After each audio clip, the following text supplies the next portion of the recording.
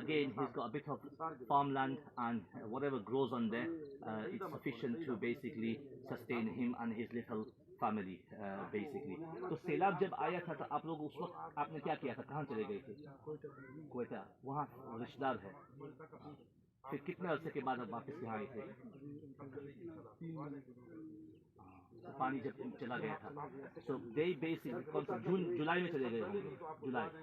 So they when the flood came, they had to go to Quetta, which is यहाँ से कितना दूर है Quetta? 400 kilometre. 400 kilometers. That's quite a lot. That's probably a 4, 5, 6 hour drive here with the roads. So basically he went away and he came back after 3 months when the water had gone. Basically, तो आपकी खेती को भी बहुत नुकसान हुआ था, सब बर्बाद हो गई थी, सब बर्बाद. तो खेती 2 बार आपने उगाई है. Yeah, so उस साल का फसल बर्बाद हो गया था. So basically last year's crop was totally destroyed. So this means that a year's food basically was destroyed for Maulana Sanaullah.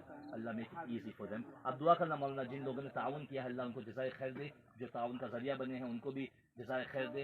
हमारे हाफिज हुसैन साहब जो जरिया बने हैं, अल्लाह उनको भी जज़ाए खैर दे. आमीन.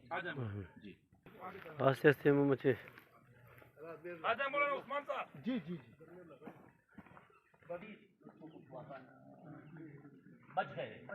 नहीं ये बाद में बनाया. नहीं ये पहले का बना. ये बच गया. ये बच गया, ये मजबूत है. ये 4 दीवार बनाई, आगे ताकत नहीं है. ये मौलाना ये समीउल्लाह है, 6 नंबर इसका टोकन है. ये मौलवी साहब